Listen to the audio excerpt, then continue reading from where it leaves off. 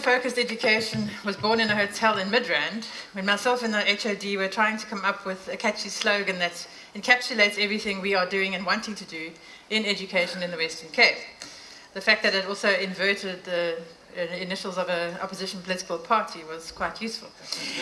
It could also quite legitimately be asked, why are we wanting to worry about the future when there are so many things we still have to deal with in the present, as we've seen some of them on the video, especially in our country. But the reason simply is because we have no choice but to do both simultaneously. If we don't, our young people are going to be at an even greater disadvantage than they are now. The children that we are teaching today need skills that they will need for the rest of their lives, and we've seen how the jobs have changed just in 10 years. So as a department, we must direct a great deal of our attention to ensuring that our education system serves a dual purpose of ensuring that the basics are in place and yet also anticipating and teaching the skills that will be needed when these children leave school in up to 12 years' time. But education is not really known to be particularly quick to respond to change, and the same goes for government, I'm afraid.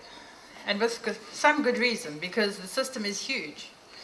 In the Western Cape alone, we have over 1 million children now in our system, and 40,000 staff, 33,000 around about of whom are teachers. And so it is much easier to carry on doing what we've always done, not always realizing or sufficiently appreciating that things have changed. And if we do not change with them, we are doing our young people a disservice in not preparing them adequately to face the world they must live and work in when they leave school. It obviously also has an impact on our country too, because if we do not adapt, we will not have the skills that we need in our economy to grow it and reduce our unacceptably high unemployment rate. Future-focused education is designed to ensure that we constantly focus on what is changing in the world and in education, and constantly apply our minds to how we can ensure that we are adequately preparing our learners to be productive citizens in a fast-changing, globalized world. A crucial part of this is how we incorporate technology. Digital technologies are changing the way that learners learn, the way that teachers teach, and where and when learning takes place. So firstly, we need to look at 3 things in future-focused education. First, future-focused learning, future-focused teaching, and future-focused classrooms. As a provincial government, we have identified e-learning as what has been termed a game changer. It is part of our strategic goal 2, improving education outcomes and opportunities for youth development. We believe it is important because it will enable all our learners and teachers to access modern technology, and in so doing more easily access a variety of resources that would otherwise not be available to them. Of course, it is also essential in our modern economy to be computer literate, and many jobs are and will be needed in the field of technology in the future. Our vision initially is to use e-learning to improve literacy and numeracy, as these are areas where we are still nowhere near where we should be. Also, more and more skills that are needed in the economy require mathematics. But simultaneously, we are also wanting to expand our offering to include coding and computational skills. Of course, it is also essential for our teachers to be properly equipped in order to obtain maximal benefit in the system. Any profession requires ongoing professional development, and e-learning can likewise open up many opportunities for them to access quality training and tools to use in the classroom. So we have developed the e-learning strategy into 6 streams and refined the focus onto 3 of our top priorities in the Western Cape, namely teacher development and improvements in maths and language. The WCED is working to ensure that every school in the province begins to feel the benefits and transformative nature of this exciting project. As new technologies are used more and more in teaching and learning, as well as in the home and throughout social life, our learners need to develop more than just their ICT skills. They need a broad digital awareness of the wider context in which technologies operate in order that they can participate in this increasingly digital world. And that, of course, brings its own dangers that we also have to mitigate with appropriate cybersecurity policies and actions.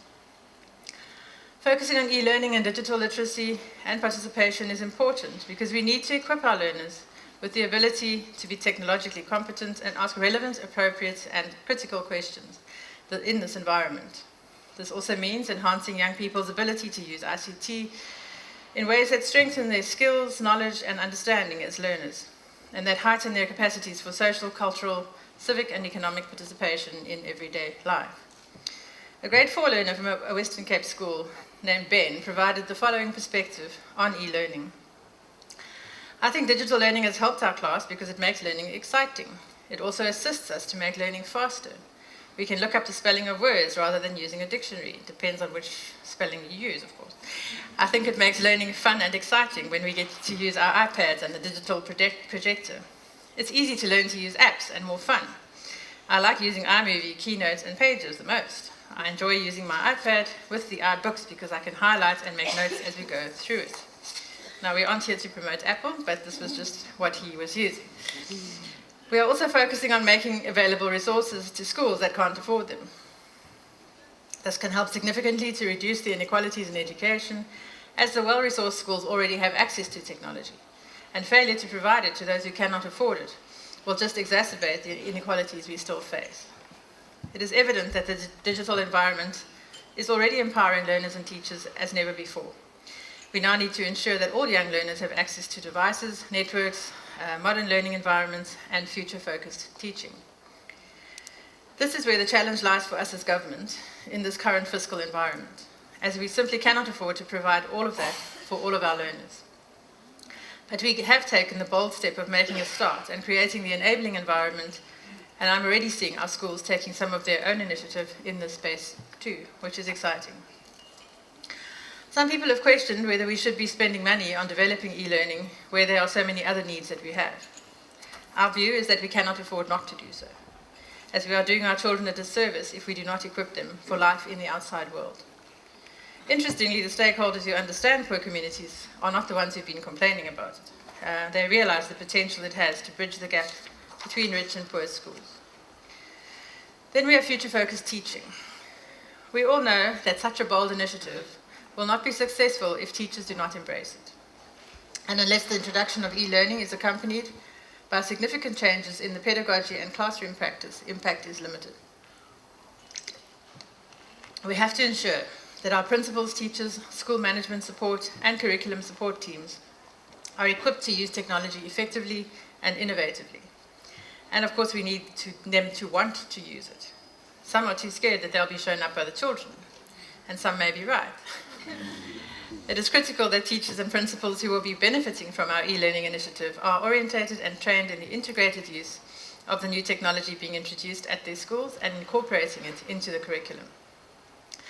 The WCED has a comprehensive training program that is provided for educators and principals who will benefit from the Smart School project. The purpose of this is to empower our teachers and give them the confidence they need in the class in using the technology effectively in the classroom. But good leaders are also innovative, as I saw some time ago when I visited a high school that is not one of our model schools, which I'll explain in a while. The principal felt that the department's training wasn't adequate, wasn't meeting the school's needs, so instead of complaining, he identified a teacher who is really good at the school, and together they are developing new ways of delivering the curriculum at their school. That is the kind of leadership we need. It is also important that we engage with our teachers. I must share with you feedback from a teacher's perspective on e-learning. A grade 5 head shared the following. I feel digital learning has changed the way of learning. It allows children to take control of their learning and allow teachers to take on the role of facilitators to help children explore the curriculum. Children have the chance to independently interact with the content, which encourages them to take responsibility for their learning. Digital devices have also helped children with various difficulties or to become more confident in their approach to learning. The best effect is the ability for students to now transfer meaningful learning in a way that ignites passion and perseverance. We will always need the teacher in the classroom. As we can see from Pepper, there are some things a robot just can't do. But we need to adjust to a different way of teaching. To assist our teachers, the WCED has also developed an online self-assessment tool to identify the e-learning training needs of individual teachers. Teachers at a first target group of 178 schools can now update their personal profiles, complete the online assessment from any internet-enabled device, including cell phones, receive feedback on their personal competency level, consider available courses for every level, and book training by date, venue, and times. The online tool guides teachers, principals, and officials through a set of statements which assesses the teacher's technological ability and how he or she has succeeded in infusing this in the pedagogical context in the classroom. This helps to identify the user's knowledge and skills in using education technology in a way in which those who are not quite so up to date on the technology front do not have to feel intimidated or self-conscious. The system then rates these skills and knowledge automatically and suggests training courses covering 5 levels of competency, from basic introductory skills to advanced training on e-teaching. Then we have future-focused schools. Digital technology has improved access to quality learning materials as well as resources for ongoing teacher development, and has the potential of improving every aspect of schooling, from teaching and learning to assessment, school management, and parent support. We are also focusing on improving our e-administration to streamline our processes so that we avoid duplication of effort, and I know our teachers will be very happy if we get that right. I really hope that I live to see that become a reality, because it's not happening nearly fast enough, but it is a huge task, and we are working very hard on it. We're also working hard to ensure that we use our data far more effectively to enable evidence-based decision-making. The WCED is aware that some schools are already providing leadership in e-learning, while others have the potential of doing so. We have identified 3 types of schools for support. As I mentioned earlier, we have model school, which I'll get to last, but we've divided them into what we call universal schools, which are schools where teachers and learners will have access to digital resources via the WAN. I presume you all know what a WAN is at a conference like this, Wide Area Network. For those who don't, computer laboratories and Wi-Fi access points. The second type of school we're calling enhanced school, which will have more resources to introduce, develop, and experiment with e-learning concepts. And the third type is the model school, which provides an environment where, leveraging off the WAN and LAN infrastructure, every classroom will become a smart classroom, and every learner will be allocated a device. These schools, with their full e-learning environments and well-trained teachers, are launching our e-learning community of practice and will provide the environment where the school principal, teachers and learners alike embrace the culture of e-learning in education, where we develop and provide learnings and examples of best practice methods of integrating e-learning into the classroom, which will be shared throughout the province. The model schools will provide leadership by demonstrating best practice in diverse contexts and will assist the department in building a culture of e-learning at all schools. The Western Cape Government is providing high-speed broadband connectivity to almost every school in the province via a wide area network and alternative connectivity to schools that cannot connect to the fiber optic grid. The WCED is providing local area networks in schools as and when possible in terms of budget, and Wi-Fi connectivity for almost every site. The department is providing technology progressively in schools, from equipping smart classrooms to refreshing computer laboratories, providing devices where we can, teacher training and support, and we are providing access to digital teaching and learning materials via an e-portal. We will work with schools and content developers to populate the portal progressively with CAPS-aligned digital content. We are working with schools and partners to lay a solid foundation for e-learning in the province. And one of the things, of course, that is hindering us is the safety of the technology. Just this morning, I've got another clipping from the newspaper where a school has been vandalized for the 4th time this year.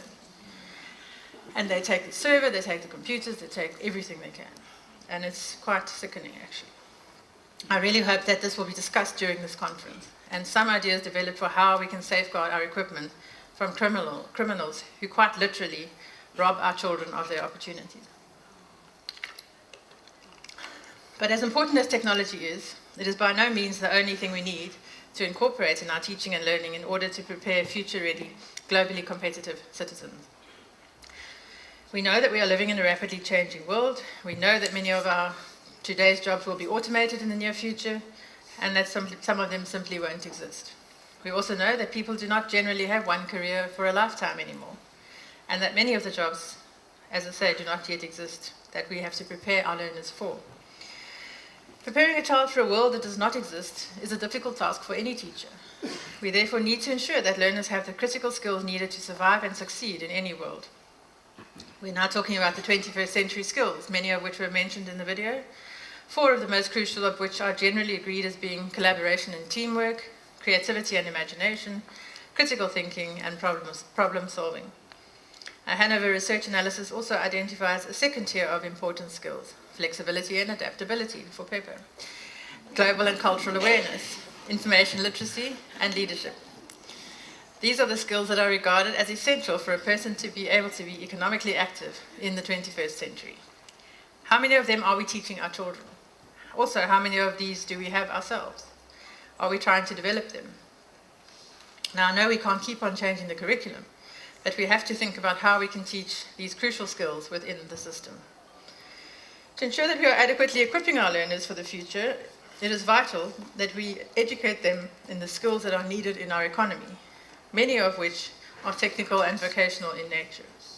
That is why I've been emphasizing technical schools a lot since I have come into office, and I'm very pleased that the National Department of Basic Education is now promoting the three-stream model, which includes academic, technical, and vocational training. I'm of the view that future-focused education must include expanding opportunities to access technical and vocational education.